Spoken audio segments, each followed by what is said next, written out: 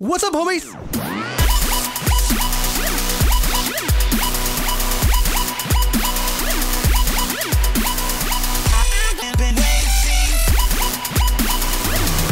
Oh boy. Homies,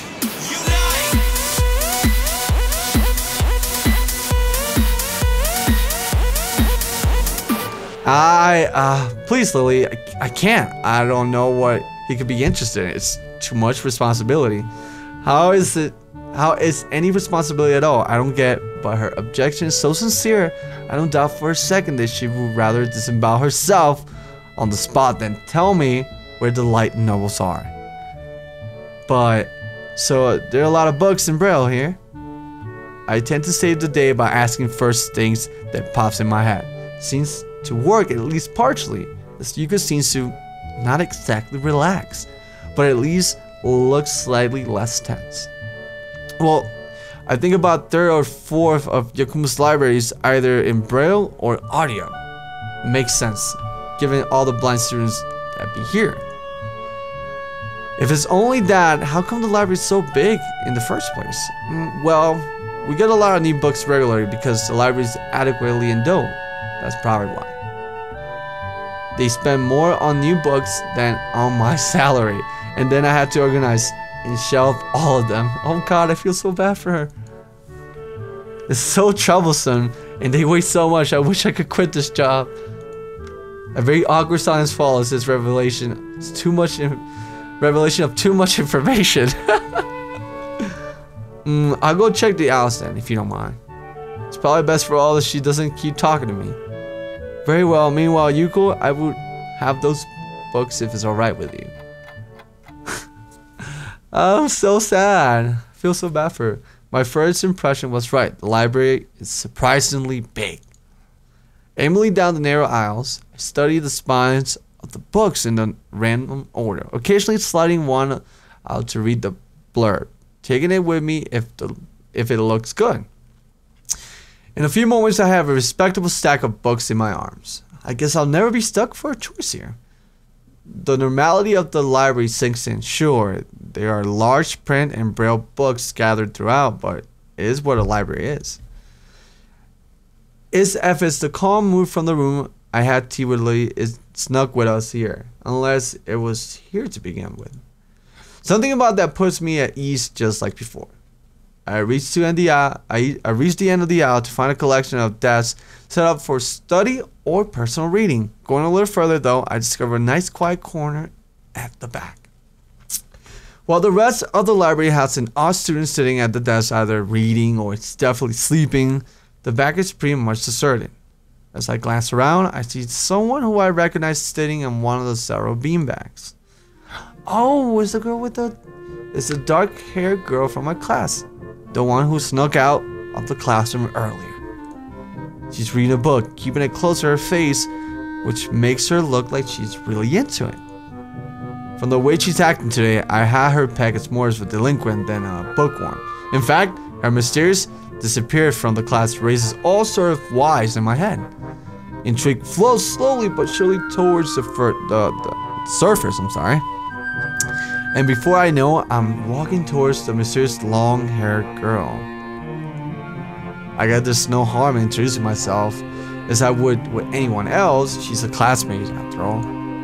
Walking over, there's another beanbag. I take a seat and lay my books beside it. The girl starts looking scared up at me from underneath her fringe. This is the first time I've seen her this close. Underneath her long, dense bangs, I can see that part of her face, at least at third, is not a half, pretty badly scarred. The girl with the scar.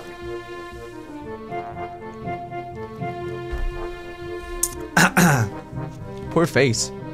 Pretty girl though. Alright, so my eyes are immediately drawn to the scar, subconsciously peeking past her hair until they meet her own eyes. For a second, I am shocked and divert my eyes to the book in her hands, before I realize that looking away probably makes it worse. It takes too many seconds to collect myself, and I remember what I walked up to her for. I came here to introduce myself. Hi, I'm new here. Hisao Nakai, we're in the same class. I just transferred here the other day. Maybe you don't remember? The girl still doesn't say a word but simply stares at me wide-eyed. I'm still getting used to the place, so I'm trying to meet as many people as I can. So, what's your name? Purple hair says Hanako. Her speech is stuttering and so quiet that it's barely audible even in the still library. Somehow I think that my delinquent impression of her was wrong. Hanako. So what are you reading? She gently tilts the book backwards so that I can read the title, at the same time hiding her face behind it. She must have noticed me stare before. Life's a P? I never heard of it before. What is it about? A boy and a tiger. On a boat. I can see this taking some time. Sounds interesting. Is it any good? She nods from behind the book but stays silent. She looks kind of tense. A bit like Yuko earlier, but in a different way. More like petrified with terror, I say. So Mr. Delinquent Girl turned out to be anything but. She's a quivering in a way that makes it look like she's mortally afraid of me. The only way out of this, as far as I can tell, is to try to get a normal conversation going. Is it a library book? I'm looking for new ones to read, because there's just so many. No, it's mine. Oh, so do you come here often? A huge blush spreads on Hanako's face, and her eye winds far larger than I thought it was possible for an eye to do. Uh-oh, did she interpret my lame attempt at small talk as a feeble attempt to pick her up? I mean, I didn't mean it like that. I got something to do something. I got something. Without warning, Hanako takes off and runs towards the counter. Her hair-like takeoff catches me off guard so that I don't manage to go after her until she has a good head start. I scared her off. God damn it. I suck.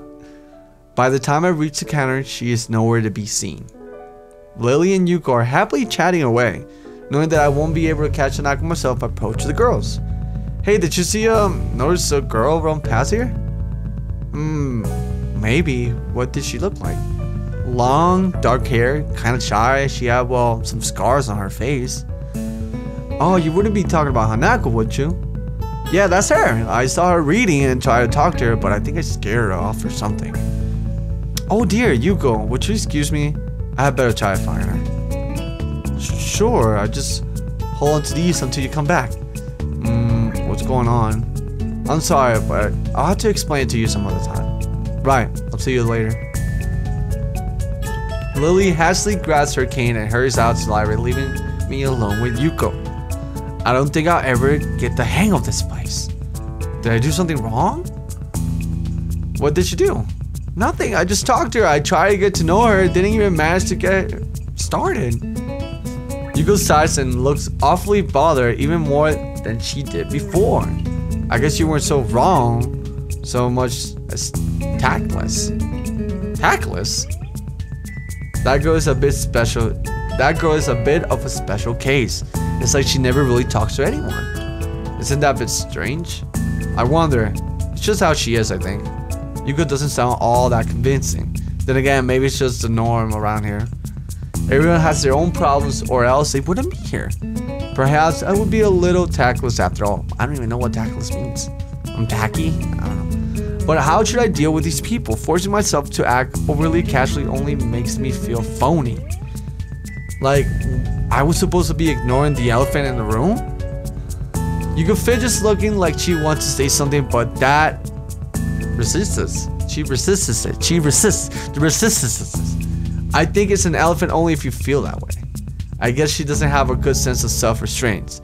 It makes me smile and she blushes heavily. Did that sound stupid? No, that sounds really wise. I guess you're right. It's more about me than anyone else. Neither of us has anything to ask, so Yuko fills the silence by shuffling some papers around. People who have papers in their desks really like doing that. Did you find any books? Should be closing soon. I mean, this library should be closing, but I have to do it. I hope that's not too inconvenient for you. Oh, she's so nice. Oh yeah, I want some books, but I left them over there because, well, I'll just go get them. I fetched my stack of books from beside the beanbag where Hanako and I were sitting and returned to the counter. Wow, you read a lot, don't you?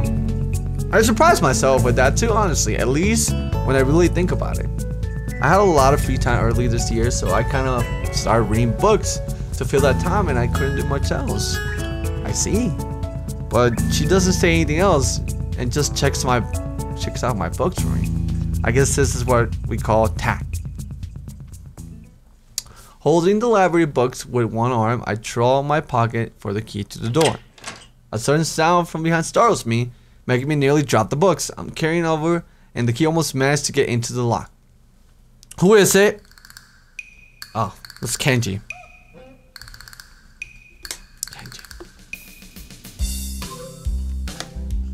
Kenji.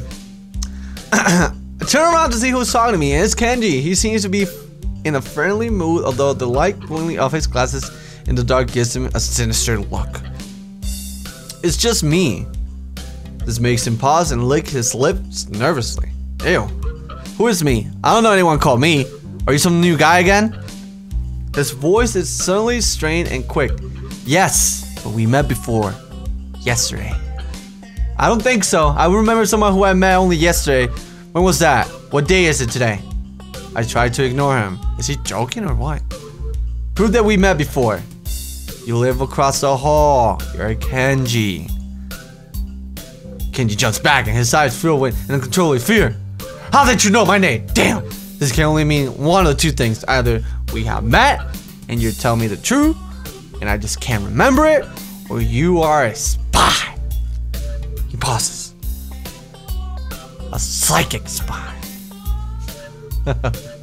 A psychic spy, alright. Kenji, okay. Kenji, you're a cool guy. His eyes dart around me, trying to peek into my room, although it's hard to believe he can see anything through those thick glasses. His mood swung from friendly to manic in less than a minute. I'm not psychic. How do I know that? I'm not a mind reader. Kenji points a finger in my face dimly.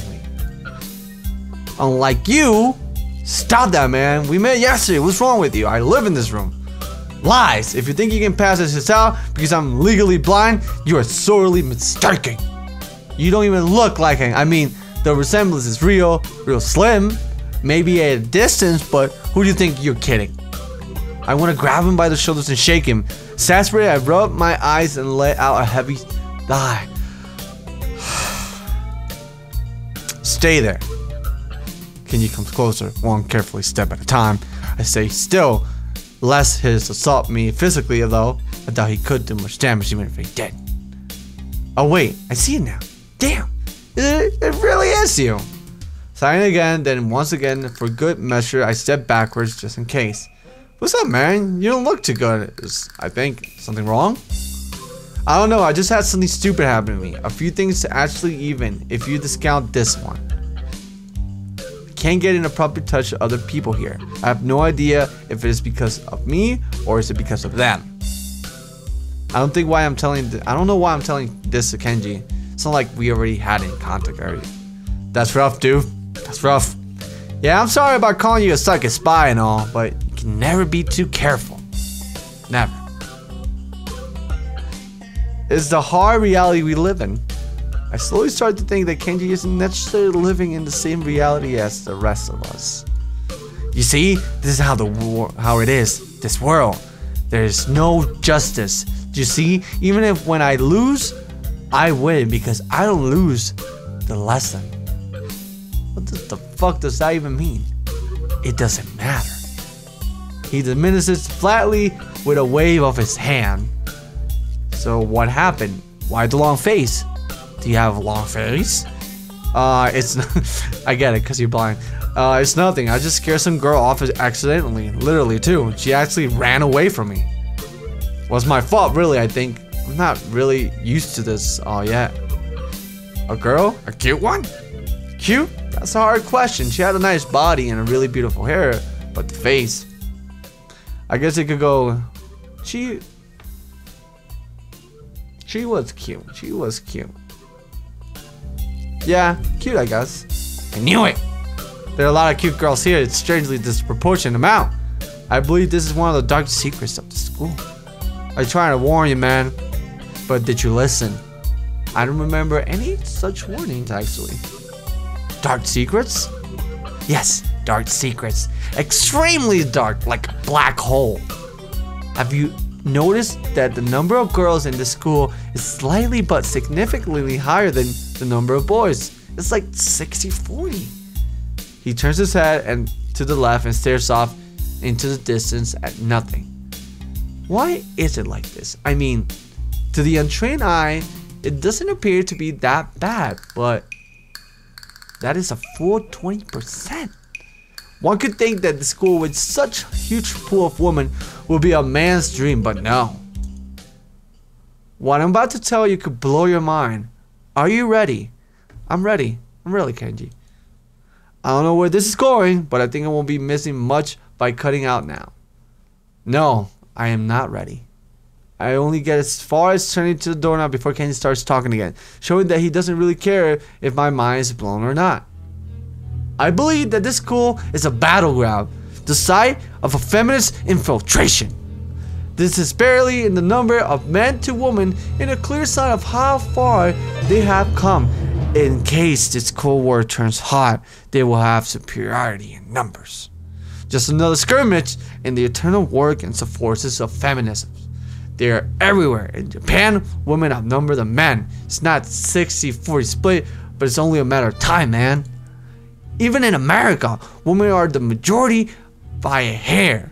They're building up. Their numbers in the past, the buildup of military has always been the clearest sign of imminent war. Japan is just the first step. Our economy is badass, and the country itself is small and isolated, yet a huge part of the Pacific in terms of political value. The perfect target. They're so cunning as suspected of women. Soon, the day will come when Kenji's voice trails off ominously. That is why you can't trust them. They will string you along and then kill you just as they kill me. You will end up just like me. Aw, hell no. I can't stop myself from blurring it out. Hey, what the hell does that mean? You said it, not me. It's the best I can think of. So you're not supposed to say something like that. Damn, so rude. Where was I? Oh yeah, that's feminist conspiracy. Stop it, stop.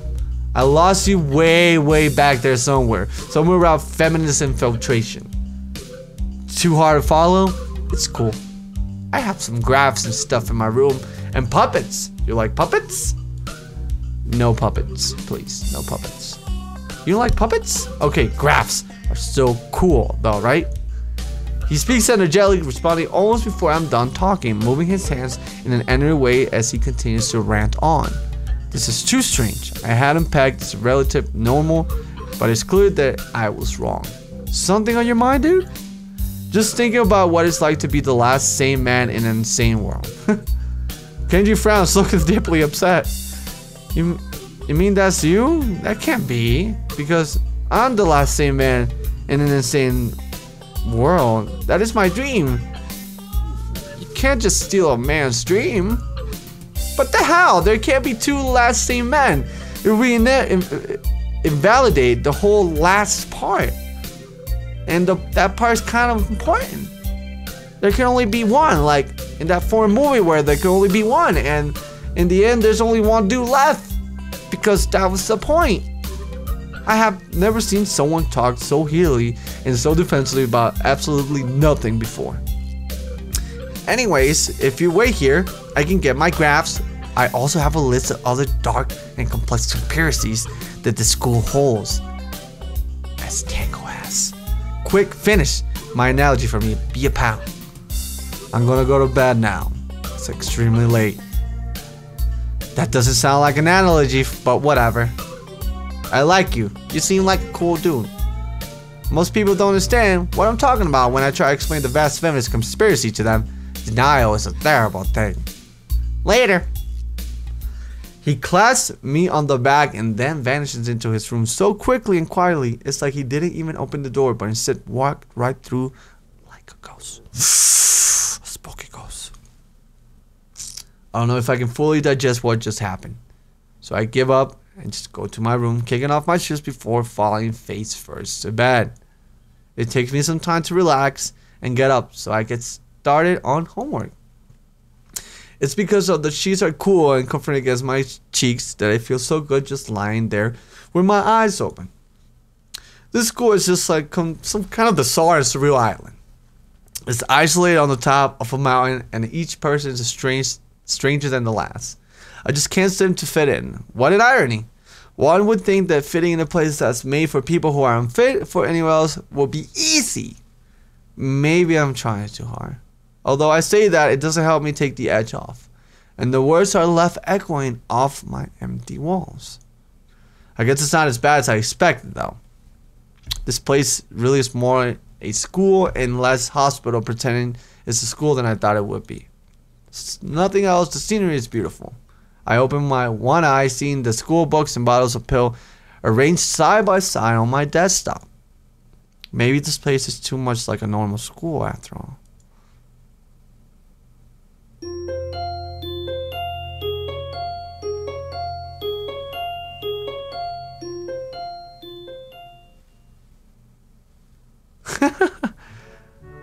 I'm gonna actually right click here and yeah, to everybody watching, thank you so much for watching me read and make decisions in the game Katawa Shoujo. If you guys enjoy this, make sure you leave a like and show us your support, and make sure you spread the word. I mean, spread the word, not the world. The world is only one. You can share it with other speeches if you want, but spread the word about the videos. Share it on Facebook, Twitter, Tumblr, whatever. It really shows your support. And again, thank you so much for watching, guys. Hopefully you guys enjoyed the video. My name is SlyFoxHound, and I'll talk to you guys later. Have a good one. Hey, thank you so much for watching. If you guys really enjoyed the video, make sure you leave a like. It shows your support. And if you guys want to watch more videos like this, then subscribe so you never miss a video. Woo!